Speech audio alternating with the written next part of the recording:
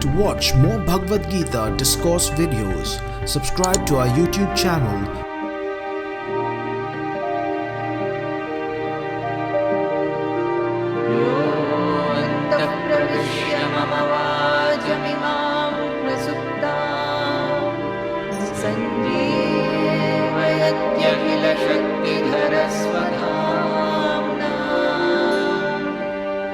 Bhagavad Gita is a wonderful book. The more we study, the more we are amazed by its presentation. He has presented something called Yoga Buddhi. It is somewhere, some places it is called Buddhi Yoga, and generally it is called Yoga Buddhi. That how do you make all your activities a sadhana?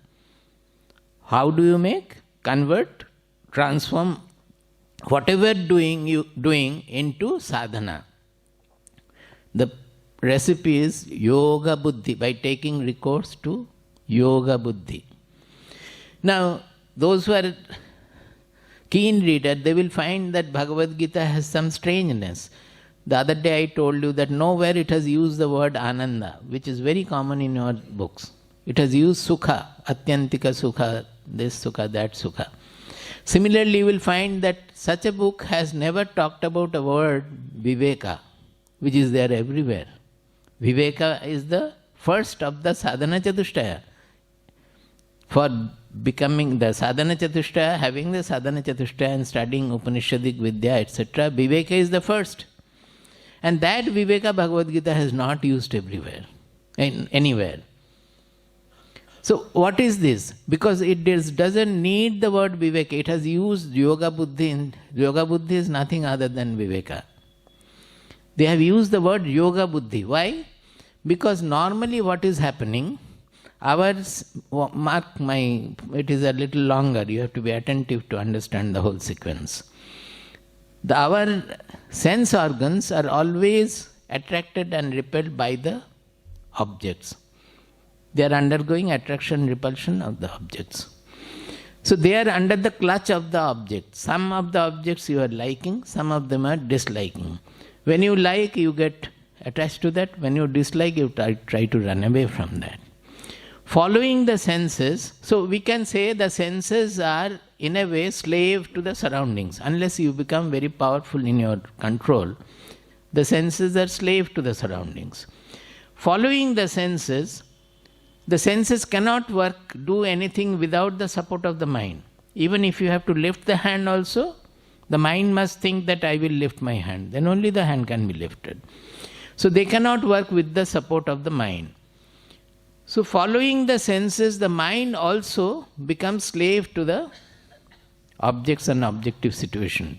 To satisfy the senses, the mind will say that you do this, you do that. To save the senses from the dislike, they will say you avoid this, you go here, there, etc. So the slavery which is in the senses is contaminating the mind. Now this slavery in Bhagavad Gita is mentioned as the kama, as the desire. Because Arjuna had asked, Atha kena prayuktoyam papam charati purushaha anichannipa vashneya baladivanyojitaha. That even a good person also, forced by what they are getting involved, engaged in sinful deed. As if like the strong wind, they are taken away to commit all wrong things. His question is asking, by what they are motivated like this? And in reply, Krishna says, Kama esha krodha esha rajoguna samudbhava mahashana mahapapma vidhyena miha vairinam. That is the greatest enemy you have, Kama and Krodha. Now here also he is not saying Kama and Krodha. He is saying Kama esha, Krodha esha. And after that he has not spoken about the Krodha. Because Krodha is an offshoot of Kama. They are not independent. So after that they have spoken only about the Kama, not about the Krodha. So they are the real culprit. So naturally you have to win over the Kama to get rid of the slavery to the, as our mind is drifted here, there by the objective world. if we don't want to become slave to the world, then we have to win over the kama, the desires in our mind. So naturally, next step there, this is from second chapter, I think, third chapter. So what is the next step? You have to know where the kama is residing. So he clearly says that indriyani manobuddhi asyadhisthana uchyate, like that. That is, it is seated in the sense organs, it is seated in the mind, it is seated in the intelligence. So you have to sublimate the senses, mind and intelligence all. So he has given the directions. Now what is happening normally is the mind is polluted by the kama. The indriyas are polluted by the kama. That means they are slave to the object. The mind is slave to the indriyas. So accordingly it is pushing the indriyas to do things. And the buddhi also is corrupted by the same kama. So it is helping the mind to satisfy its desires. Generally, suppose a thief, it's not that he doesn't have a buddhi. His buddhi is telling him how to steal even from a bank, what he has to do and how he has to go about. So it's not a lack of buddhi. But the buddhi is under the clutch of the desire to steal. So it is supporting in that manner. So what is the sequence? The objects are in the supreme position. They are controlling the indriyas. The indriyas are controlling the mind. The mind is controlling the buddhi. So it is a chain of slavery. That is how we become slave to the objective world. Now this whole sequence has to be changed. Why? I am explaining yoga buddhi, don't forget that. So what this change needed is that buddhi, it is now being slave to the mind, it is working. You invert the buddhi and making it anchored in the true inmost being, your soul. Called the yoga, it is the yukta. Yoga means union, fusion. That means the buddhi is now detached from the soul dimensions. It is not taking the order of the inmost I in us. So you anchor the buddhi there, in the soul. Then the buddhi becomes yoga buddhi. Then this kama is not able to spoil the soul, that beyond the buddhi it doesn't have any scope. By anchoring the buddhi in the soul, it will be guided by the soul, by our inmost voice, by the pure voice from within. That buddhi will be able to correct the mind also. Now it is purified by the yuktata, by the connection with the soul. It will guide the mind also to become pure. That mind will guide the indriyas also to become pure. And you will no longer remain slave to the objects. You will become master of yourself. You will become master of the world also. When nothing in the world can make you, subdue you. You are not worried about anything happening in the world. Are you not master of the world? It is not becoming king of the world. But whatever happens, even if it is a great loss, you are able to take it. Even if it is a great gain, you are not upset by that also or affected by that also. So you become absolutely sovereign, free.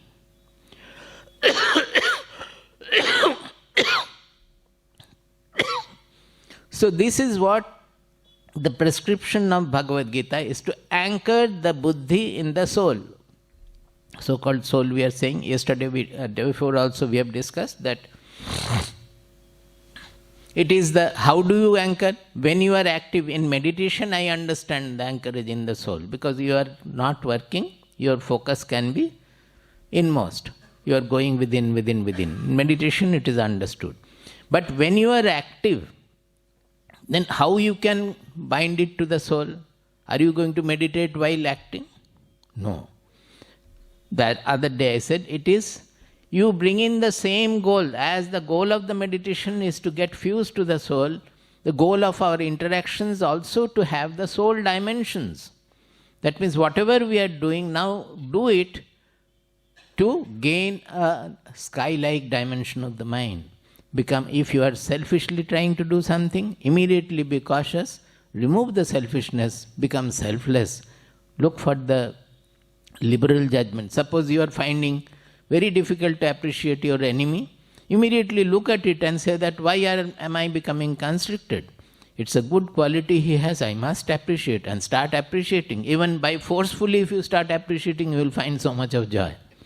Once you get over the constriction, you will find it is so joyous that nobody has to tell you again. In appreciating people, there is so much of joy, but you cannot appreciate others except yourself and the children. Is it not? But it is a real joy. Even that is why it is said that the impersonality, the joy you get from your children or your beloved people, that joy is nothing compared to the joy you will get when your mind is absolutely impersonal. That is, Vairagya will give you the maximum joy in your relationships also. Because it becomes absolutely a free, loving relationship. You will be able to tolerate everybody with all their defects till they kill you. In the ashram, we have to tolerate everything till they become detrimental to the objective of the ashram. In that case, they have to go. Till then, it is all trying to correct people and tolerate everything. So, this Yoga Buddhi from second chapter onward, second chapter, he said, Buddhau Sharanam Durena Hi Avaram Karma Buddhi Yoga Dhananjaya Buddhau Sharanam Anvicha Kripanaha Phalahetavaha. He says that the karma you are doing, it is avara, it is not the shrestha. When you are doing it motivated by desire, all actions we are doing motivated by desire. Without the desire for the result, we won't do anything. So, when we are doing such activities motivated by desire, durena hyavaram, it is absolutely inferior to doing something with the buddhi yoga. Therefore, O Arjuna, you take your refuge in buddhi. Buddhau sharanam anvicha. You take your refuge in buddhi. Kripanaha phalahetavaha. Those who are taking to this buddhi yoga, their mind becomes vaster and vaster. They become sky-like. They become soul. Through their activities, they attain the soul dimension. Others, those who are only fixing their idea to the phala, they are the kripanaha, they are miserly. What is the phala yesterday I explained? I will become happy. It is not the objective result. With the objective result, what will happen? In their mind, that I will have this, I will have that, and then I will become happy. That is the ultimate phala. So if our motivation for doing the work is only to become happy, then we have explained that nobody has ever become happy by gaining anything from the world. You are a fool. So let us understand that it is never going to be successful. At least understanding that also we can do. But once we do, we will understand that it is great to do anything without looking for that happiness, that I will become happy by doing this. The moment you leave that aim of becoming happy, the happiness carrot, you become happy just like that. We become joyous right then. Because it is the desire for that happiness is pointing out the abhava bodha, the insufficiency in us, and making us unhappy. The other day also I explained, the desires are not giving us happiness, they are making us unhappy. So when we become happy by getting the desired object, it is the elimination of the desire that makes us happy. The desire which was creating unhappiness, that is subsided for a while, and that makes us happy. So, this looking for the happiness at the end of it, like a donkey, the carrot is with the stick, the carrot is put in front. It will never get the carrot, it goes on running, is it not? So, it is like that. We are running after, not knowing what to do. So this is the Buddhi Yoga, which is the same as Viveka in other places. That is why in Sadhana Chatushtaya, for Upanishadic Vidya, Viveka is given the first place. Without the Buddhi getting anchored in the soul, when it will direct us on the right path, the other things cannot happen. If the Viveka is there, it will automatically generate the Vairagya. If Viveka and Vairagya are there, it will automatically enrich you with all the 6 treasures, internal treasures. Shama, Dama, Titiksha, Uparati, Shraddha, Samadhana. All the 6 treasures you will be enriched by all of them, will fill you. So the first thing is the Viveka. Here he has not used the word Viveka, but that is same as this Yoga Buddhi or Buddhi Yoga. Yoga Buddhi is the Viveka here. So the moment we anchored the Buddhi to the soul, it becomes Yoga Buddhi. And it takes the direction from the soul, not from the objects and the indriyas and mind. So then it can control the mind. Then it can control. In another place also Bhagavad Gita says that Indriyani paranyahu indriyebhyah param manaha manasastu para buddhi yo buddhe paratastu saha. It's very important. The indriyas are very powerful. It is known. But how can you control the indriya? Because mind is more powerful than the indriyas, because without the help of the mind, indriyas cannot do anything. So when the mind guides, the indriyas have to follow. But how will the mind guide? Because the mind is already slave to the lower tendencies. Mind is already slave to the indriyas. So normally the mind will not be able to guide. So although the mind is more powerful, it is working as a slave to the indriyas. Manasastu para buddhihi. To guide the mind, the buddhi is there. Buddhi is higher than the mind. It will give the mind the direction, everything. But how will buddhi give the direction? Buddhi itself is under the slavery. So you will not be able to, although it has the greater power, it will not be able to guide. So we have to first extract the buddhi from this slavery. Then that buddhi will be guiding the mind.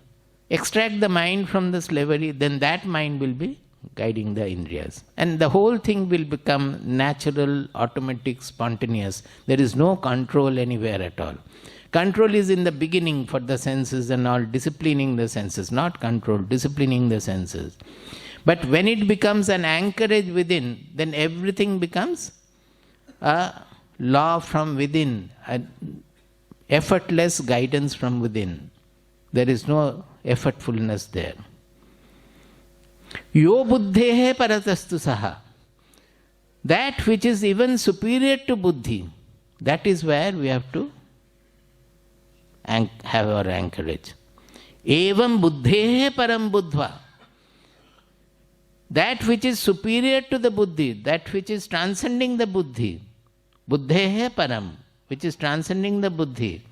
Buddhva, understanding that. See, to understand you have to use the buddhi. But not the usual buddhi, because you are trying to understand something transcendental to buddhi. So the buddhi has to be purified. The buddhi has to be given its own discipline, purification, vichara, as we discussed. Vichara tikshnata metya dhihi pashyati parampadam. This is the parampadam they are talking about. There it is Yoga Vasishtha, here it is Bhagavad Gita. Vichara tikshnata metya dhihi pashyati parampadam. That is through vichara, the buddhi undergoes a complete transformation and it is able to visualize the ultimate goal, parampadam. Here it is saying, yo buddhehe paratastu sa. That is the parampada. Evam buddhehe param buddhvad. Understanding that which is superior to the buddhi. Jahi shatrum mahabaho kamarupam durasadam. You win over the kama, the desires, who is the real enemy for you. So it is inverting the whole control. Control goes from the objects to the inmost being. And how do you do it? You have to understand the infinite dimension of the soul, the unaffectedness of the soul, the impersonal dimension of the soul, the non-selfishness of the soul, all-embracing character of the soul. And in all our activity, these should be the guideline. So it is called dhyana mukhinata. Dhyana mukhinata. That means in your inner being, you will always be looking towards the goal of the dhyana. Dhyana means meditation. So the meditation has a goal. What is that? The soul, the dimension of the soul. Now in your active state, interactive state also, that should be the goal. Not the phalahetavaha, kripanaha phalahetava, not that karpanna. You should be as liberal as the soul. So throughout our activity, we have to orient towards that same goal. That is why whenever we are failing in meditation, our parampara, Baba used to say, his Gurudev, everybody used to say that, Ore, dhyan korte hai na, dhyan hoy, in Bengali. You don't have to meditate. Meditate dawns. It is a natural process. How? If throughout the day your goal is the same, the moment you sit for meditation, will not automatically your mind sink into that? It's so simple, like arithmetic. Throughout the day you are looking for the same goal. Now that goal you are getting by in the meditative state going down. So when you sit, it will automatically go there because throughout the day you have worshipped that. But what we do is throughout the day our mind is going to all kinds of, उसने क्यों ऐसा बोला, हमने तो ये बोला था, हमने ये नहीं बोला, स्वामी जी क्यों हमके गलत से डांटे हैं, ये वो सब कुछ चल रहा है. Suddenly you sit for meditation. All those will come and crowd in your mind. They will all crowd, haunt you. So it is a simple arithmetic that if you try to meditate throughout the day, engaging your mind in all these small things, all you do, but with the greatness of the sky. All small things, even ants are looked after by the consciousness, by God. Everything in the world is done, but with the sky-like dimension. In small thing, in dealing with the small things, we become small. That is the problem. Repeatedly you have to think that there is nothing wrong with the world, nothing wrong with our work. We can even fight a war without getting disturbed. It is our mind which has to do everything, small work, big work, medium work, everything with a sky-like dimension. Even if you have to send away your servant also, do it with a sky-like dimension. Lovingly, smilingly, telling him where lies his goodness and ask him to go. Not shoutingly and have a fight and then tip. Not like that. So, the two important point is that here God is Gauna. Gauna means secondary. We are primary, not to increase our ego, but to transform ourselves. That is, our qualities are the primary. Second point is that there is no special time needed for sadhana. All our activities will become sadhana. So no further complaint that I don't get time, Swamiji. You don't have to get time. It's better that you don't get time so that you convert your activity into sadhana. Otherwise, you will only do some useless meditation and come back and do all the nonsense. And for that, how to do it? Buddhi Yoga. You anchor your buddhi in the inmost soul, in that dimension, and become like the soul.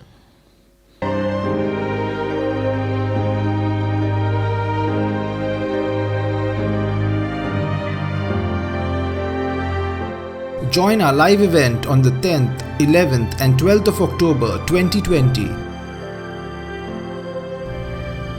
Register at www.globalgeeta.org.